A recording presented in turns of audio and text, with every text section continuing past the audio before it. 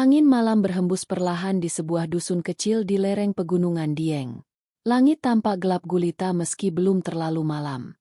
Seorang pria parubaya bernama Mbah Resa tengah duduk bersila di dalam pendopo rumah tuanya yang dipenuhi aroma dupa dan lembaran lontar kuno. Di hadapannya terbuka sebuah kitab tua yang kulitnya telah rapuh dimakan waktu.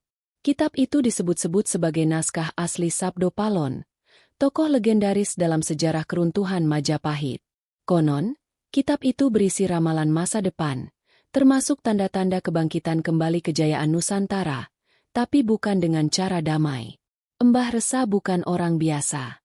Ia keturunan abdi dalam keraton yang telah lama menjadi penjaga ilmu-ilmu rahasia. Namun selama bertahun-tahun, ia menolak untuk membuka isi kitab itu.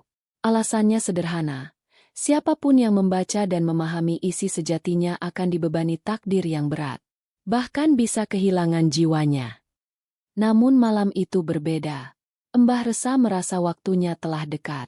Beberapa malam terakhir, ia terus didatangi dalam mimpi oleh sosok berjubah hitam, bermata menyala merah, yang hanya berkata satu kalimat. Wacanen kitabku, waktu wis cedhak.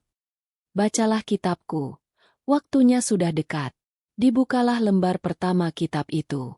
Tulisan Jawa kuno yang halus tapi padat, penuh simbol, metafora, dan sandi. Disinilah misteri dimulai. Karena semakin dalam Mbah Resa membaca, semakin ia merasakan kejanggalan di sekitarnya. Suara tangisan terdengar dari pojok pendopo. Listrik mati. Dupa tiba-tiba padam. Dan dalam sekejap, udara menjadi dingin membeku. Di dalam kitab itu, Sabdo Palon bukan hanya penasihat raja. Ia adalah makhluk abadi, sejenis penjaga dunia spiritual Jawa yang kecewa pada umat manusia.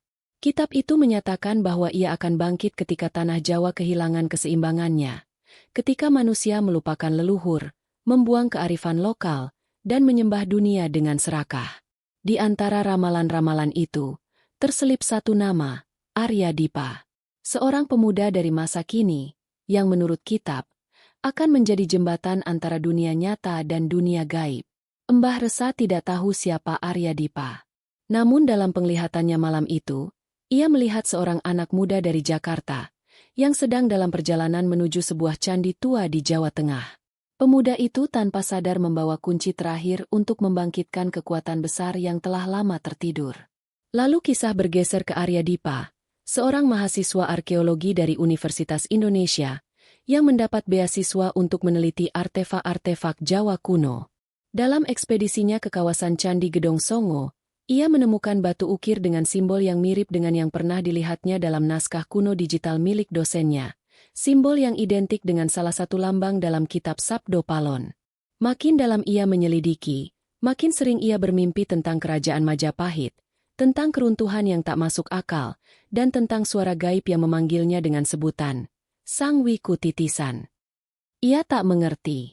Namun rasa penasaran membawanya ke rumah Mbah Resa. Pertemuan keduanya seperti pertemuan dua kutub takdir. Mbah Resa akhirnya menyerahkan kitab itu kepada Arya, meski dengan peringatan keras. Kowe kudu eling, nak. Nek kowe terus kemaca, uripmu ora bakal podo maneh. Kamu harus ingat, nak, jika kamu lanjutkan membaca, hidupmu tak akan pernah sama lagi. Namun Arya tak mundur. Dan ketika ia membaca bagian tengah kitab itu, semuanya mulai runtuh. Ia menyadari sesuatu yang mengerikan.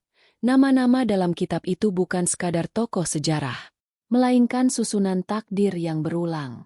Dan nama terakhir dalam kitab itu adalah namanya sendiri, Arya Dipa.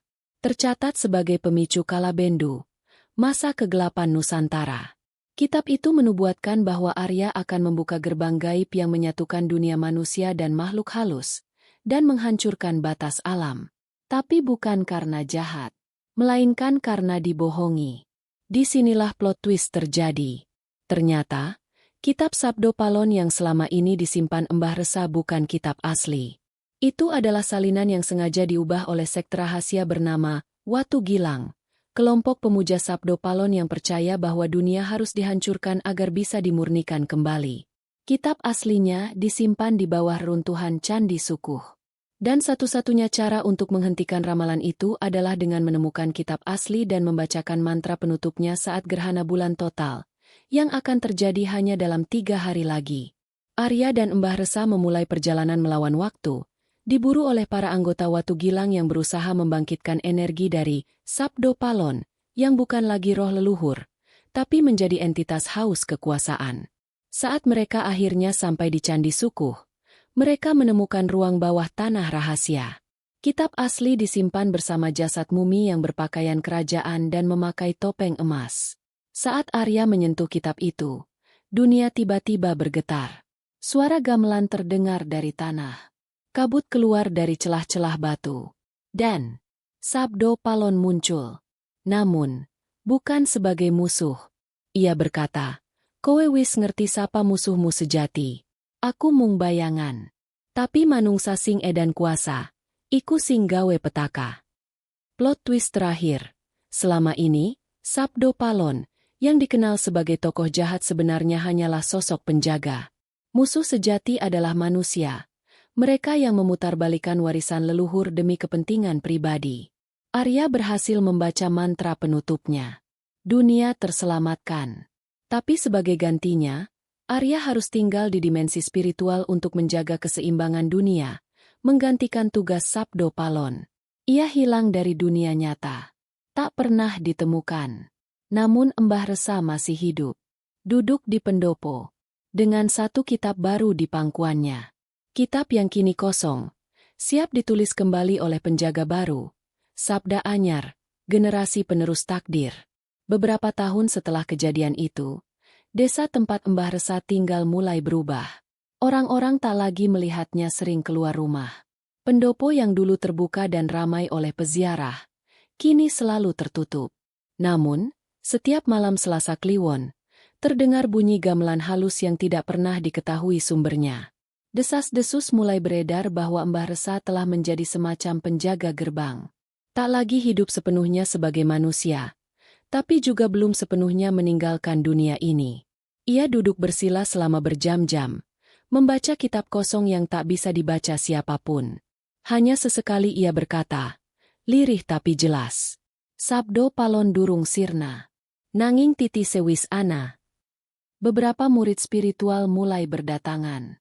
Mereka ingin tahu siapa penerus Sabdo Palon. Mereka bertanya-tanya apakah Arya benar-benar lenyap atau hanya bersembunyi. Tapi Mbah Resa tak pernah menjawab. Ia hanya memberi satu petunjuk. Manusia yang menolak kekuasaan demi keseimbangan, dialah yang pantas jadi penjaga.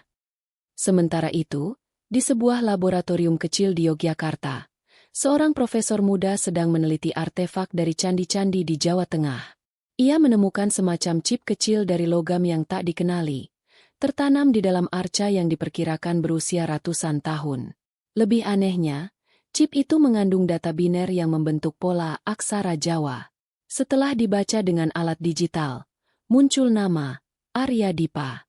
Diikuti dengan pesan dalam bahasa kuno yang jika diterjemahkan artinya, "Jangan percaya pada sejarah yang ditulis oleh mereka yang menang." Profesor itu terguncang. Ia adalah murid dari dosen yang dulu membimbing Arya. Dan ia baru sadar bahwa Arya sempat menghubunginya lewat email sebelum menghilang. Isinya hanya satu kalimat. "Kalau aku tidak kembali, tolong jaga pintu." Tak lama setelah itu, ia mulai mengalami mimpi-mimpi aneh. Ia melihat sebuah dunia paralel, candi-candi melayang di langit malam, bayangan tokoh-tokoh tua berpakaian kerajaan, dan suara gamelan yang mengiringi suara tangis. Kini, takdir mulai berulang. Sebuah siklus baru akan dimulai. Sebab kitab Sabdo Palon bukan hanya satu. Konon, ada 9 versi tersebar di 9 titik penjuru Pulau Jawa. Masing-masing hanya bisa diakses oleh mereka yang ditandai. Kita kembali ke desa, di malam yang gelap gulita. Kamera yang disembunyikan oleh seorang peneliti spiritual muda merekam detik-detik ketika pendopo Mbah Resa terbuka sendiri. Tidak ada siapa-siapa. Hanya angin. Tapi lewat kamera inframerah, terlihat sosok bercahaya duduk di tengah pendopo. Sosok itu memegang kitab kosong dan membacanya, meski tanpa kata. Satu frame terakhir menunjukkan bayangan lain yang berdiri di belakang sosok itu. Sosok muda, memakai pakaian putih dengan sorot mata tajam. Ia melirik kamera, dan untuk sesaat, semua perangkat mati. Peneliti itu hilang sejak malam itu. Namun videonya tersimpan di cloud, dan sempat diunggah oleh temannya ke forum spiritual. Beberapa orang percaya itu hanya rekayasa. Tapi yang lain, terutama para pewaris ilmu kuno, tahu bahwa apa yang tertulis dalam kitab Sabdo Palon bukan fiksi, melainkan ramalan yang terus menulis dirinya sendiri, melalui mereka yang berani menyentuhnya. Dan kini, giliranmu membaca kelanjutannya. Karena Sabdo Palon belum sirna. Ia hanya menunggu manusia yang cukup sadar bahwa akhir zaman bukan soal kiamat, tapi tentang hilangnya keseimbangan jiwa dan dunia. Beberapa bulan setelah hilangnya peneliti muda itu, nama Sabdo Palon kembali mencuat. Kali ini bukan dari forum spiritual atau komunitas mistik, melainkan dari dunia akademik. Seorang antropolog lintas budaya asal Jepang, Profesor Natsuki Hirota, mengklaim telah menemukan kesamaan antara konsep Sabdo Palon dan sosok penjaga spiritual dalam ajaran kuno Shinto yang disebut kami penjaga gerbang waktu. Ia menulis makalah ilmiah yang menyatakan bahwa peradaban Nusantara mungkin memiliki akses terhadap dimensi waktu yang tidak linier. Namun tak lama setelah publikasi makalah itu, Profesor Hirota hilang di Gunung Lawu, tempat di mana, menurut legenda, Sabdo Palon terakhir kali menyatu dengan tanah. Yang lebih mengerikan, pemandu lokal yang mendampingi Profesor Hirota ditemukan tak sadarkan diri, bergumam dalam bahasa Jawa kuno, padahal ia orang Jepang. Kalimatnya terus diulang-ulang. Wiswayahe, pintu embukak, jagat kapindo mlebu. Berita itu menjadi viral. Netizen terpecah antara percaya dan menganggapnya sebagai sensasi murahan. Namun di balik semua kegaduhan itu, sekelompok kecil orang yang tergabung dalam komunitas spiritual tua bernama Manunggaling Kawula Gusti justru menyambutnya sebagai tanda. Mereka tahu bahwa semua ini adalah bagian dari 9 siklus ngelmu yang tercatat dalam versi lengkap kitab Sabdo Palon. Di dalam naskah yang mereka miliki, disebut sebagai Serat Palon Adiningrat, disebutkan bahwa setelah hilangnya penjaga sebelumnya, seorang jagabaya jiwa baru akan muncul. Tapi ia tak akan datang dari kalangan spiritualis atau raja-raja lama. Ia akan lahir dari anak yang tersesat. Seseorang yang awalnya menolak semua hal gaib, tapi perlahan ditarik ke dalamnya oleh benang takdir. Anak itu bernama Tama, seorang konten creator muda yang terkenal karena skeptisisme terhadap hal-hal berbau mistik. Ia kerap membuat konten untuk mengekspos kebohongan di balik ritual-ritual spiritual di Indonesia. Tapi segalanya berubah ketika ia membuat video tentang kitab terlarang yang ditemukan di Candi Sukuh. Ia tak tahu bahwa video itu, yang telah ditonton jutaan kali, telah membuka gerbang gaib yang seharusnya tetap tersegel. Sejak saat itu, Tama mulai mengalami kejadian aneh. Waktu yang terasa berhenti saat ia menyentuh benda-benda kuno, gemas suara dalam tidurnya yang berbahasa Jawa meski ia tak pernah belajar, dan kilatan bayangan seorang pria tua berpakaian seperti empu, muncul dalam pantulan cermin. Rasa penasaran mengalahkan rasa takut. Ia mencari keberadaan Mbah Resa, yang dikabarkan telah wafat. Namun saat ia sampai di desa itu, pendopo Mbah Resa terbakar, tapi kitabnya selamat. Kitab kosong itu kini berpindah ke tangan Tama, yang herannya, bisa membacanya. Disinilah semua mulai masuk ke dimensi baru. Karena tiap kata yang dibaca Tama di dalam kitab kosong itu, muncul dalam realitas. Ia membaca kata, kabut. Lalu desa tertutup kabut. Ia membaca kata, lindu. Lalu terjadi gempa kecil. Sampai akhirnya ia membaca tanpa sadar. Gerbang antar jagat terbuka. Dan, sesuatu dari balik alam sana mulai masuk. Dunia mulai kacau. Di beberapa titik di Pulau Jawa, candi-candi menjadi pusat anomali. Hawa panas luar biasa, arca yang menangis darah, dan suara gamelan dari bawah tanah. Pemerintah diam. Tapi militer diam-diam mengirim satuan khusus untuk menyelidiki lokasi-lokasi ini. Tama sadar, ia tak bisa kabur. Ia harus menyelesaikan tulisan dalam kitab itu. Tapi tiap kata yang ia tulis, bukan hanya menggambarkan masa depan, melainkan menciptakannya. Plot twist besar terjadi ketika Tama mengetahui bahwa ia adalah reinkarnasi dari seorang pujangga Majapahit bernama Empu Sadaswara, murid pertama Sabdo Palon. Namun ia dikutuk di masa lalu karena telah mencuri bagian terakhir dari kitab dan mencoba menggunakannya untuk kekuasaan. Jiwanya dipenjara selama ratusan tahun, dan baru diizinkan hidup kembali dalam wujud Tama, agar bisa menebus kesalahannya. Kini ia hanya punya dua pilihan, menulis ulang kitab itu untuk mengembalikan keseimbangan, atau membiarkannya terbuka dan dunia bergabung dengan jagat gaib yang tak bisa dikendalikan manusia. Namun akhir cerita masih menggantung. Karena ketika Tama memutuskan untuk menghapus satu kalimat dari kitab, tinta itu muncul kembali dengan sendirinya. Dan di bawahnya, terukir kalimat baru. Waktu ora bisa dibatalke. Sing maca, bakal dadi bagian saka tulisan iki. Waktu tidak bisa dibatalkan. Yang membaca akan menjadi bagian dari tulisan ini. Tama terdiam. Ia melihat kamera vlognya menyala sendiri. Merekam. Dan video terakhir di kanal YouTube-nya, yang tidak pernah ia unggah, kini sudah ada di dunia maya. Dengan judul, Kitab Terakhir Sabdo Palon, ramalan itu dimulai dari sini. Beberapa hari setelah video terakhir Tama muncul, dunia maya geger. Video itu diunggah otomatis, tanpa judul yang bisa diedit, tanpa deskripsi, dan tak bisa dihapus. Di menit-menit awal, video terlihat biasa. Tama duduk di depan kamera, menceritakan pengalaman spiritualnya yang mulai berubah menjadi nyata.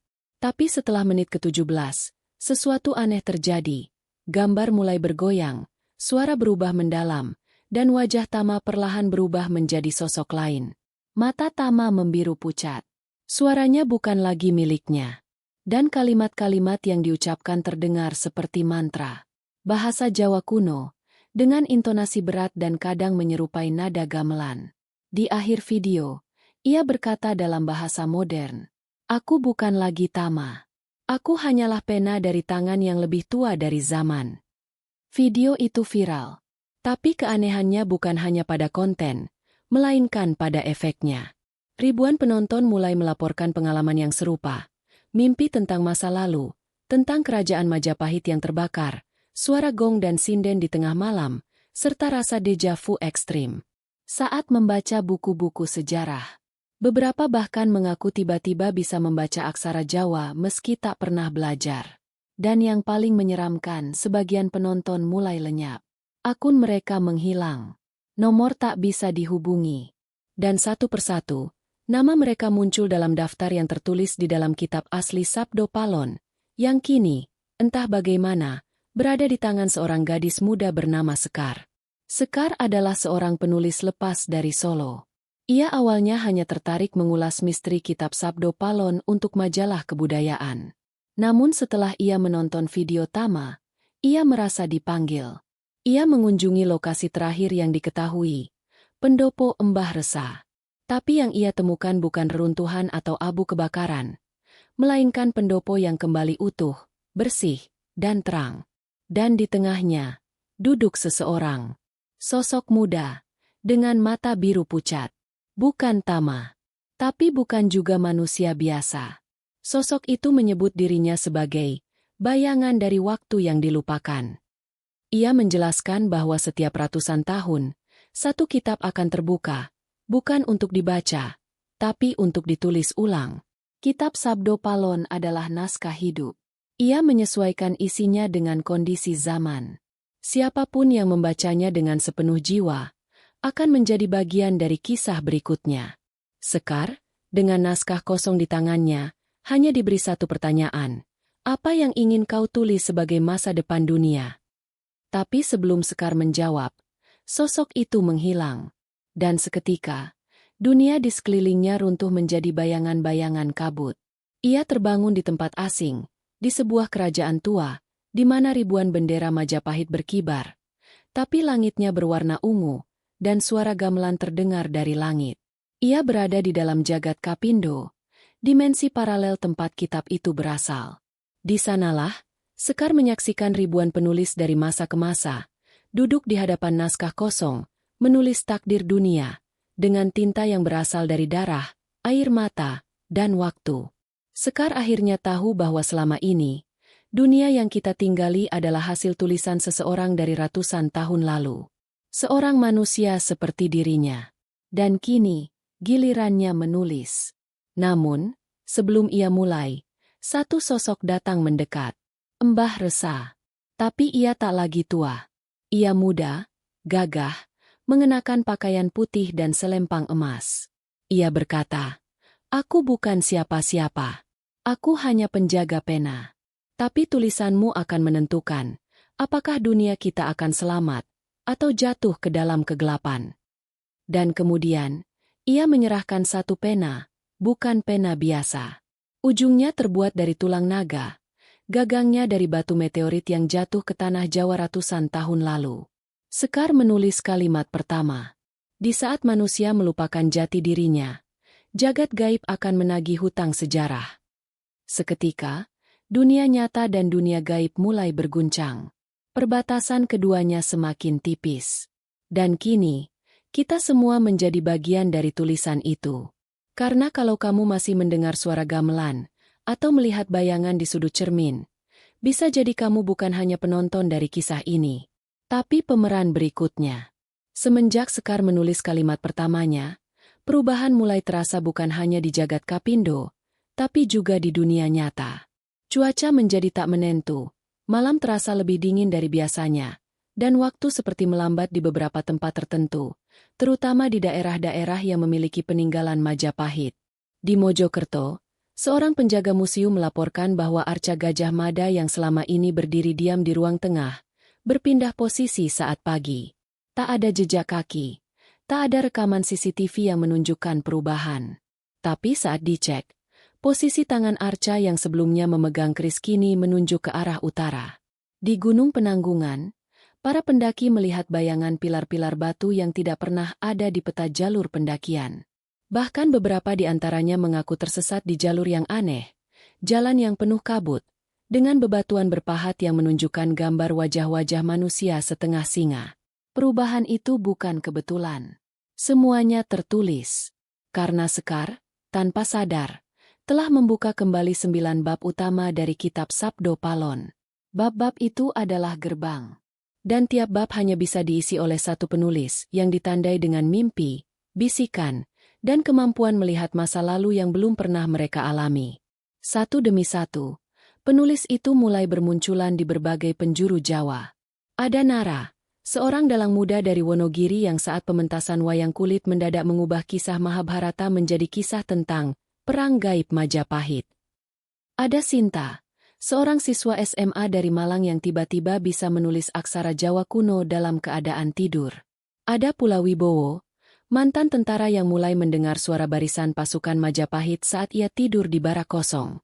Mereka tidak saling mengenal, tapi semua mengalami mimpi yang sama.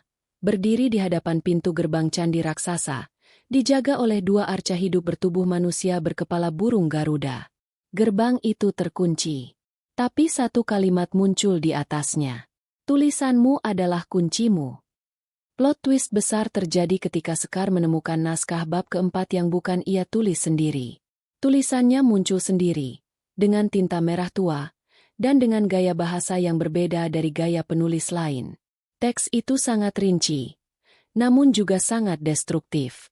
Isinya menggambarkan kehancuran, letusan gunung yang memuntahkan suara, lautan yang menelan kota, dan manusia-manusia yang berubah menjadi arca batu karena melanggar janji leluhur. Sekar panik. Ia tahu, ini bukan bagian dari rencana awal. Ia mencari tahu siapa yang menulisnya, dan menemukan bahwa ada penulis bayangan, seseorang yang berasal dari luar garis takdir yang telah ditetapkan. Seseorang yang bukan dari dunia ini. Dan kemudian, nama itu muncul, Arya Dipa. Ternyata, Arya tidak pernah hilang. Ia terperangkap di antara dua dimensi. Dan selama bertahun-tahun, jiwanya tercerai-berai, tertinggal dalam fragmen mimpi para penulis terpilih. Ia telah mencoba mengirimkan pesan, membimbing mereka, tapi satu bagian jiwanya telah terkontaminasi oleh energi dari entitas purba yang terkubur jauh di dalam tanah Jawa, makhluk tua yang disebut dalam kitab sebagai Sing Dadi Watu, yang menjadi batu. Makhluk ini dulunya adalah bagian dari Sabdo Palon, tapi dipisahkan karena terlalu berbahaya. Ia tidak sekadar entitas spiritual, tapi pemakan energi kehendak manusia. Dan kini, Melalui satu bab dalam kitab, ia berhasil menanamkan pengaruhnya. Sekar sadar, jika bab itu tidak dihapus dan diganti, dunia akan mengarah pada skenario yang ditulis oleh entitas tersebut. Tapi ada masalah. Kitab itu tidak bisa dihapus. Apa yang sudah tertulis menjadi nyata. Dan satu-satunya cara untuk mengubahnya adalah dengan mengorbankan satu bab penuh dan satu jiwa penulisnya. Sekar dihadapkan pada pilihan mustahil. Siapa di antara para penulis yang harus mengorbankan dirinya untuk menulis ulang bab keempat? Namun sebelum ia memutuskan, suara dari dalam dirinya, suara Arya, berbisik. Aku yang seharusnya membayar semua ini. Biarkan aku menulis bab itu. Dalam pengorbanan terakhirnya, Arya Dipa menulis bab keempat kembali. Ia menulis tentang perdamaian antara dua dunia, tentang manusia yang hidup berdampingan dengan alam gaib, dan tentang kebangkitan Majapahit bukan sebagai kekuasaan, tapi sebagai kesadaran spiritual baru. Begitu bab itu selesai ditulis, angin besar berhembus dari semua penjuru candi di Jawa. Kitab itu perlahan menutup sendiri, dan jagat Kapindo tertidur kembali. Namun, sebelum kitab benar-benar tertutup, Sekar sempat melihat satu halaman terakhir yang kosong, tapi perlahan terisi tulisan otomatis. Kalimatnya membuat bulu kuduknya berdiri. Tulisan ini belum selesai. Penulis terakhir sedang membaca kisah ini sekarang.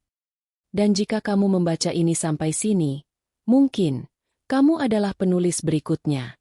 Semenjak halaman terakhir kitab itu mulai menulis dirinya sendiri, Sekar diliputi ketakutan yang tidak bisa ia jelaskan. Dunia kembali tenang. Ya, setidaknya secara kasat mata. Tapi para penulis yang tersisa, mereka tahu, keheningan ini bukan penutupan, melainkan transisi.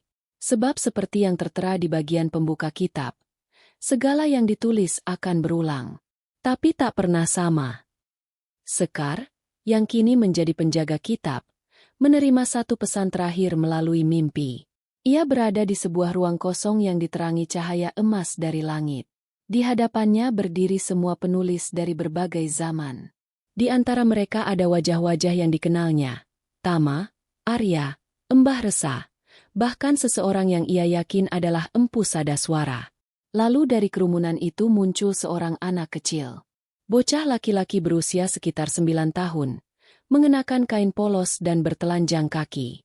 Tapi matanya terlalu dalam untuk anak seusianya. Anak itu menatap Sekar, lalu menunjuk ke langit, dan berkata, "Wektu bakal ngenteke tulisanmu. Nanging tulisanmu bakal membentuk wektu. Waktu akan menghabiskan tulisanmu. Tapi tulisanmu akan membentuk waktu." Lalu ia menyerahkan selembar daun lontar kosong pada Sekar. Ketika Sekar terbangun, daun lontar itu ada di atas meja kerjanya. Tak lama setelah itu, dunia mengalami fenomena aneh. Beberapa gedung modern tiba-tiba menampilkan ukiran kuno yang tidak pernah ada sebelumnya.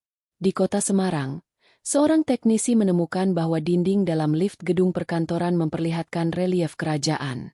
Di Surabaya, seorang supir truk melihat jalanan menghilang selama 3 detik dan digantikan dengan jalur batu bata merah di tengah hutan yang tak dikenalnya. Berita-berita itu tersebar dengan cepat. Pemerintah bungkam. Tapi lembaga-lembaga riset diam-diam menghubungi Sekar. Mereka ingin tahu apakah ia tahu sesuatu. Sekar hanya berkata, "Apa yang sedang terjadi bukan invasi, bukan sihir. Ini hanya ingatan yang ingin dikenang kembali."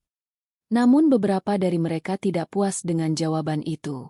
Kelompok bayangan, Watu Gilang, yang dulu hampir membangkitkan energi gelap dari kitab palsu, ternyata belum musnah. Mereka menyadari satu hal penting. Kitab asli Sabdo Palon memang ditutup, tapi kitab-kitab kecil, yang berasal dari pecahan naskah utama, mulai aktif kembali. Mereka menyebutnya naskah-naskah pecah watu. Dan satu di antaranya, dipercaya berada di luar Jawa. Plot twist terbesar datang dari tempat yang tak disangka, Amsterdam, Belanda. Di sana, seorang kurator museum etnografi menemukan peti kuno dari masa kolonial, tak bernama, tak terdokumentasi. Saat dibuka, di dalamnya terdapat gulungan naskah dalam aksara Jawa, bersama dengan keris kecil dan koin emas bertuliskan 1294 saka. Ia menghubungi universitas di Indonesia, yang kemudian mengirim Sekar ke Eropa. Saat Sekar melihat naskah itu, ia pucat. Sebab naskah itu adalah salinan sempurna dari bab ke-10. Bab yang tak pernah ia tulis. Bab yang tidak pernah muncul dalam kitab asli. Dan tidak ada dalam 9 bab manapun.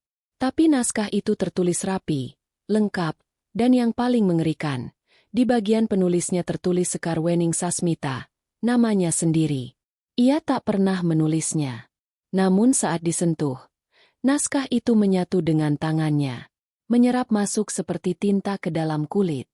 Seketika itu juga, Sekar terjatuh dan kehilangan kesadaran. Ia terbangun dalam dunia yang tidak bisa dijelaskan dengan logika. Kota-kota terapung di atas gunung, lautan yang berbisik dengan bahasa manusia, dan suara gamelan yang diputar mundur. Di sana, ia melihat sesuatu, tulisan yang belum terjadi.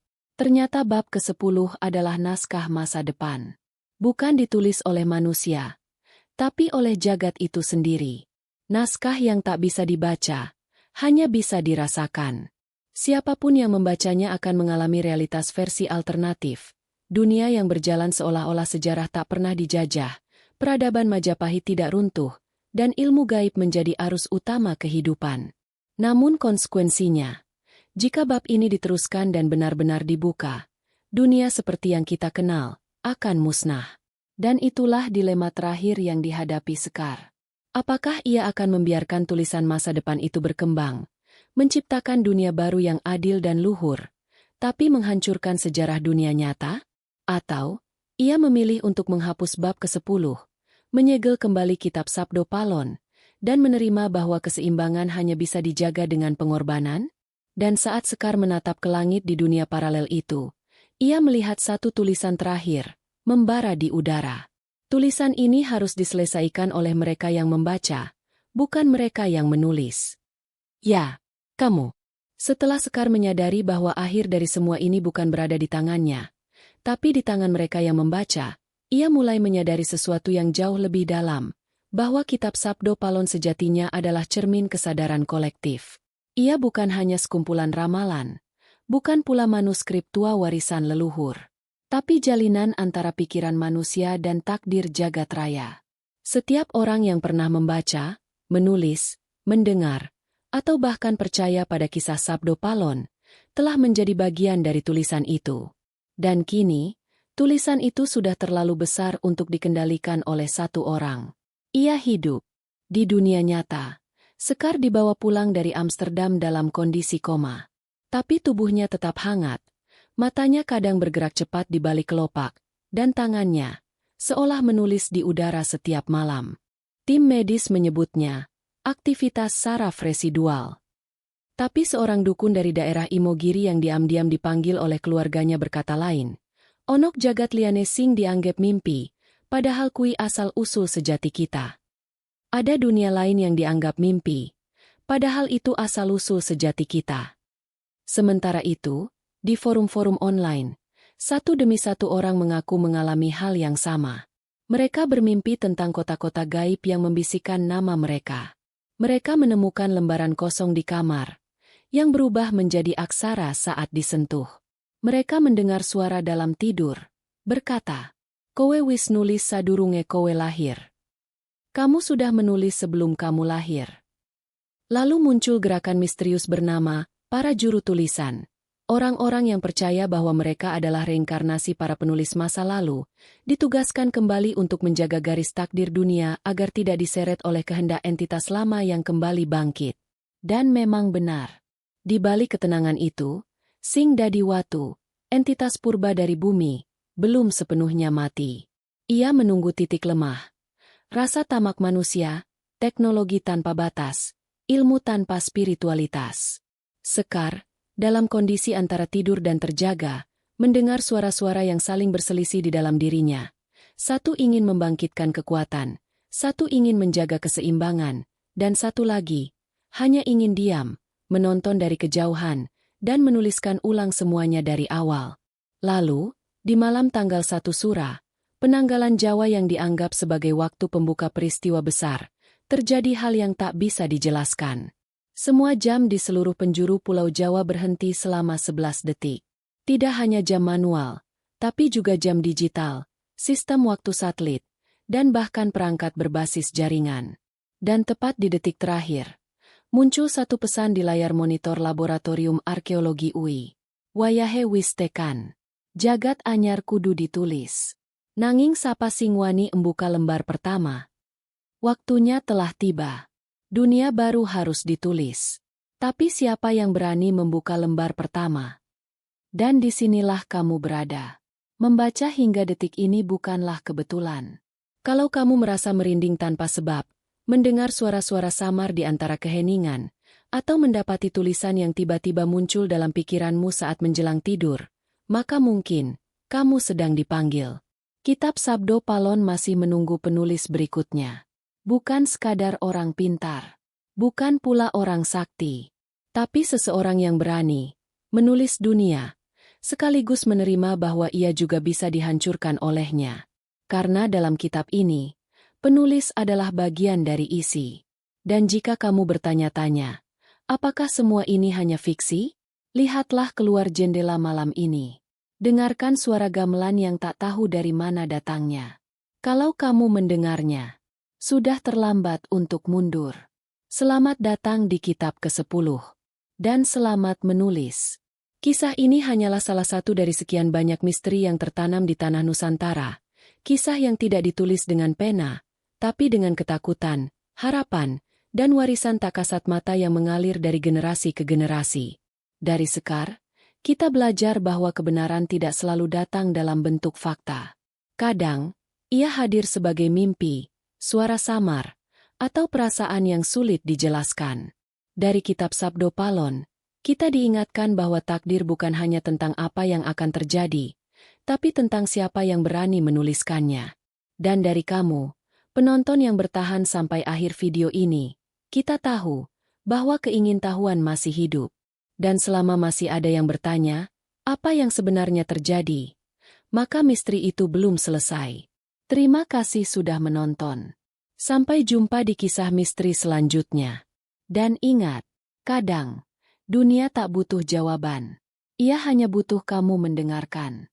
Selamat malam. Dan semoga mimpi kamu tidak membawamu terlalu jauh. Apakah kamu pernah mendengar nama Sabdo Palon?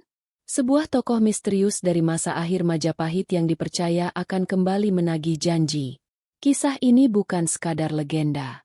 Di balik sebuah kitab kuno yang terlupakan, tersembunyi rahasia besar tentang masa depan Nusantara, ritual rahasia, dan takdir yang ditulis dengan darah dan kutukan.